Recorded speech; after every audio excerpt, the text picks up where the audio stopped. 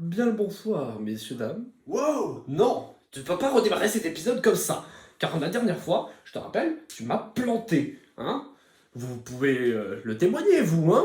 Vous l'avez vu, le dernier épisode, n'est-ce pas? Hein? Alors cette fois-ci, je prends l'introduction de cet épisode. Eh bien, d'accord, vas-y, hein, je te laisse faire. Ah, merci alors. Enfin, je suppose. Bref, générique.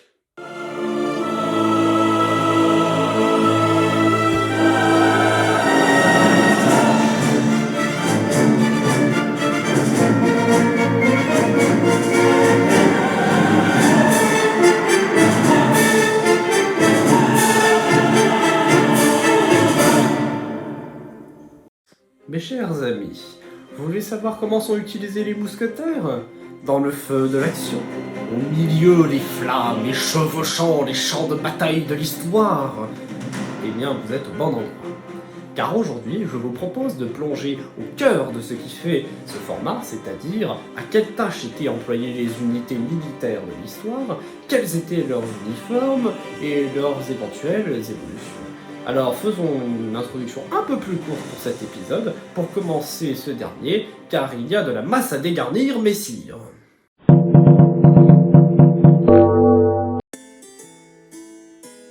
Sous Louis XIII, il faut dire que les mousquetaires ont tout d'abord une fonction de garde du corps royaux. En fait, ils vouent leur vie entièrement à celle du roi. Ils accompagnent le souverain dans ses activités quotidiennes, comme la chasse, qui est alors d'un certain prestige pour les mousquetaires. En effet, la chasse est une activité absolument prestigieuse, réservée à l'aristocratie, et qui permet de monter les strates de la société de l'époque. Ils peuvent alors côtoyer le souverain ainsi que sa cour. Et c'est là alors que la valeur de l'individu est observée lors du recrutement. Il faut engager des nobles qui ont les gestes et les manières de la cour et possèdent un raffinement certain dans les déplacements du roi. De ce fait, le corps des mousquetaires est fort prisé par la petite noblesse, dont les plus jeunes cherchent à trouver une ascension sociale fulgurante, devenant de fait presque une mode pour cette catégorie sociale. Sentiment de prestige personnel qui se trouve renforcé par le port de l'uniforme. Et oui, ça peut paraître assez anodin, mais à cette époque du XVIIe siècle, les soldats tentent de s'habiller au mieux qu'ils peuvent, et seules quelques pièces de leur uniforme étaient fournies par les caisses royales. En gros, c'est clairement pas comme la sécu sociale aujourd'hui, quoi. D'une importance capitale dans les services de renseignement, les mousquetaires deviennent sous Louis XIII une véritable police politique au service du souverain, rôle qui sera encore soutenu sous Louis XIV. Et lorsqu'ils sont au combat, les mousquetaires se battent aux côtés d'autres unités, comme des piquiers dans des formations bien spécifiques.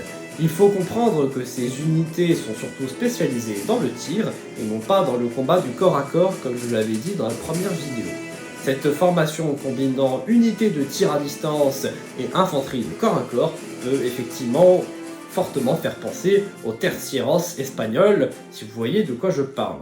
Et sinon, je vous invite à vous renseigner sur cette formation d'infanterie célébrissime de l'histoire espagnole qui a fait, il faut le dire, trembler nombre d'armées européennes. Ajoutons également qu'en général, les mousquetaires étaient déployés sur 6 rangées durant le combat.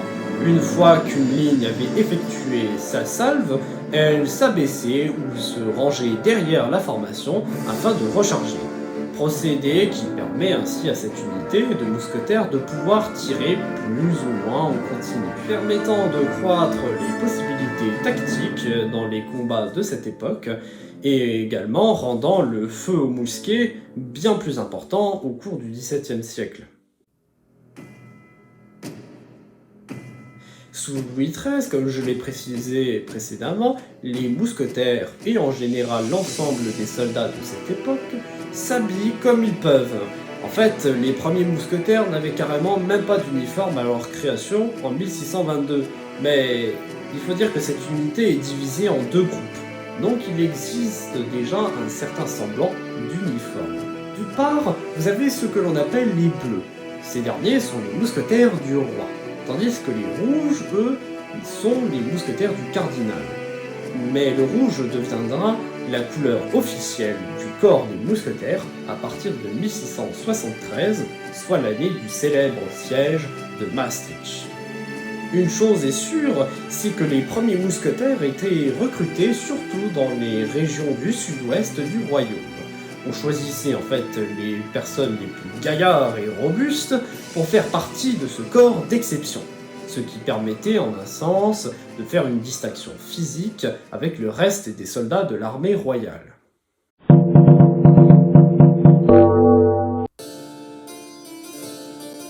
Les mousquetaires prennent une toute autre importance stratégique dans les combats sous Louis XIV. Les guerres désormais se déroulent au pied des murailles ennemies et c'est la pôle celtique, soit l'art du siège d'une ville ou d'une place forte, qui règne dans les combats du moment. Alors, les mousquetaires sont placés en réserve en tant que troupes d'élite pour prendre d'assaut les trous et brèches dans les fortifications adverses. Cette tâche risquée demande en effet un grand courage ainsi qu'une organisation de maître, qualité que l'on retrouvera dans cette troupe de mousquetaires. Mais ces assauts valent également à cette unité un taux de perte très important. En même temps, pour les joueurs de Empire ou de Napoléon Total War, vous le savez aussi bien que moi, lancez votre bataillon dans une brèche du fort ennemi, vous vous attendez généralement à ce que les trois quarts de vos hommes y passent. Autre particularité des mousquetaires, à partir de Louis XIV, ces derniers vont bien plus au feu qu'auparavant. Ils mettent le pied à terre pour combattre auprès des autres compagnies de l'armée royale.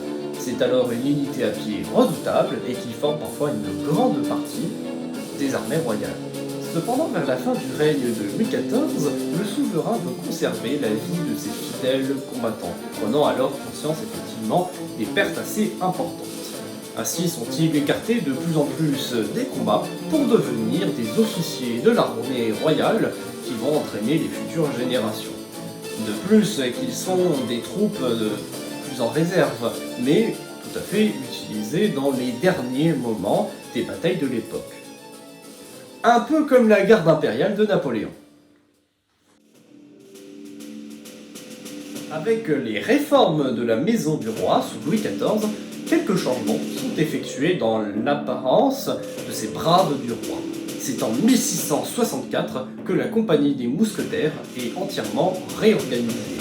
Ce corps des mousquetaires est alors composé en compagnies avec des spécificités plutôt multiples.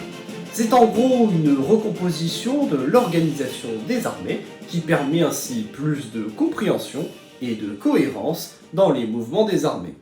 L'uniforme alors le plus connu de cette unité des mousquetaires ne fait son apparition qu'en 1685, soit à la fin seulement du règne de Louis XIV. Et jusque-là, il faisait un peu comme il le faisait sous Louis XIII, c'est-à-dire qu'ils s'habillaient au mieux qu'ils peuvent, sachant que l'État ne finançait qu'une petite partie de leur équipement. C'est un uniforme très reconnaissable, surtout par le port de la casaque bleue, ornée d'une croix fleur de lysée, qui octroie aux mousquetaires une véritable identité, doublée d'une utilité de mise en scène de la puissance de l'État. La première de ces compagnies de mousquetaires est surnommée les mousquetaires gris, nom qui provient tout simplement de la couleur des robes de leur monture équestre. Et la deuxième compagnie des mousquetaires est surnommée les mousquetaires noirs, et vous l'aurez imaginé facilement à cause donc de la couleur des robes des chevaux. D'ailleurs, ces derniers sont plus prisés que les gris pour les combats, reconnus pour leur plus grande bravoure. L'uniforme est donc bien un prestige tant pour l'individu que pour la royauté qui s'octroie une garde d'élite hors du commun. Ici, nous pouvons voir un exemple de cet uniforme avec un peu plus de détails. C'est là que l'on s'aperçoit qu'il s'agit d'un soldat aux compétences bien polyvalentes. Là, juste en voyant l'image sur votre écran, vous pouvez voir le nombre d'armes dont le mousquetaire peut disposer. La rapière, arme blanche d'une grande finesse, arme d'apparat idéale pour les mousquetaires, elle n'est pas vraiment l'arme la plus utilisée par contre pour les combats. Certains préférant donner des coups de crosse que d'engager un duel à la rapière. Ouais, et encore une fois bien loin des films et des jeux vidéo. Ensuite, nous avons une paire de pistolets, très utilisés dans le cadre d'un combat rapproché, rapide à dégainer, pour tirer un coup avant d'envisager un combat au corps à corps. Et la plupart du temps, ces pistolets sont rangés dans la selle du cheval, comme il était de coutume de faire pour les tireurs montés à cheval. Évidemment, cette technique a été encore utilisée longtemps après, et encore aujourd'hui, dans les rangs de la garde républicaine française, vous pouvez apercevoir un pistolet rangé dans la selle du cheval. C'était une anecdote. En fait, l'épée et les pistolets sont les deux équipements entièrement achetés par les frais du soldat. Et nous finissons évidemment avec le mousquet. Arme précoce ou fusil, c'est vraiment l'arme qui va se démocratiser tout au long du XVIIe siècle, et c'est sa surabondance sur les champs de bataille qui va laisser la pique et l'épée de plus en plus sur le côté. L'arme est rudimentaire, mais gagne en efficacité dans son développement, faisant environ 7 kg. Mais le problème reste encore la cadence de tir, qui est de 1 tir toutes les 2 minutes, laissant le temps à l'ennemi de se rapprocher sans subir de feu. Ajoutons également que ces armes pouvaient aussi être dangereuses pour l'utilisateur, puisqu'il suffisait d'une étincelle pour faire allumer la poudre à canon que le fantassin avait sur lui. Et cette arme subit des évolutions, comme je le disais, tout au long du siècle, avec par exemple le développement 1648 de la platine à silex, qui grandit son efficacité, procédé qui était bien plus fiable que l'ancienne platine à mèche, où en fait on devait allumer soi-même cette mèche, et qui fut démocratisée entièrement dans les rangs de l'armée royale en 1682. Même s'il faut dire que les tirs ratés étaient tout de même assez fréquents. Environ un coup sur 5 ne partait même pas. Et ce, jusqu'aux guerres napoléoniennes. Notons également le port de la baïonnette vers la fin du XVIIe siècle, qui va enfoncer encore un peu plus le mythe des combats à l'épée, mais qui restait tout de même de mise dans les conditions de combat de l'époque. Notons qu'avec la longueur du fusil plus celle de la baïonnette, les soldats s'en servaient véritablement comme une lance sur les champs de bataille, enterrant encore un peu plus les formations de piquiers qui devaient protéger les mousquetaires des assauts de cavalerie. Désormais, il était tout à fait possible de stopper une charge en faisant un carré de soldats hérissés de baïonnettes. Pour le reste de son uniforme, le roi ne finance que le mousquet, puis son évolution, le fusil, permettant ainsi de limiter grandement les coûts budgétaires de l'État, mais qui avait pour conséquence donc de mettre un frein dans le recrutement de nouveaux mousquetaires. Au XVIIIe siècle, en lien avec leur utilisation de plus en plus dans les unités de cavalerie, leur emploi se fait de plus en plus rare en tant qu'unité à pied. Mais ils restent tout de même actifs au combat. Leur fait d'armes accompagne les multiples batailles de ce XVIIIe siècle mouvementé, où les combats sont surnommés le plus souvent des combats de la guerre en dentelle. L'un des exemples les plus marquants est sûrement la bataille de Fontenoy en 1745, bataille où la cavalerie de mousquetaires chargea les lignes ennemies hanovriennes comme n'importe quelle unité de cavalerie avec une certaine bravoure.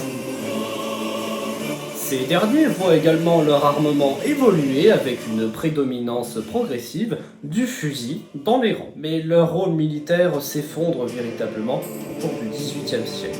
pour devenir qu'une simple unité de garde du corps personnel du roi. Surtout à partir de la seconde moitié du siècle, où l'épée se range dans le fourreau et ne se représente qu'au passage du souverain dans les chemins de Versailles.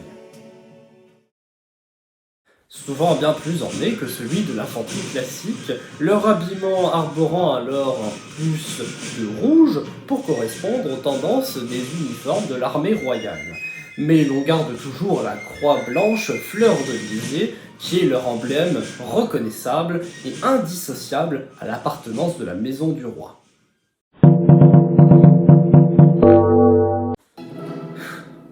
Ce fut fastidieux, n'est-ce pas? Enfin bon.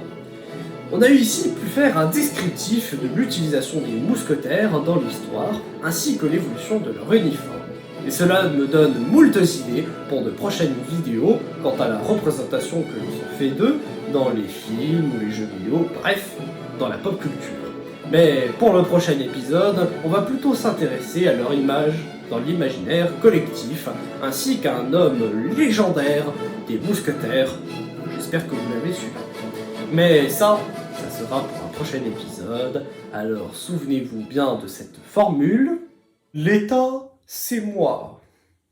Alors non, je ne pensais pas à cette phrase. En plus, elle n'a jamais été prononcée par Louis XIV. C'est une pure invention de penser qu'il l'a dite. La République, c'est moi! Alors je pensais encore moins à ça. Enfin bon, j'espère que ça vous aura plu. Et on se dit à la prochaine pour de nouveaux épisodes. Que l'histoire soit avec vous.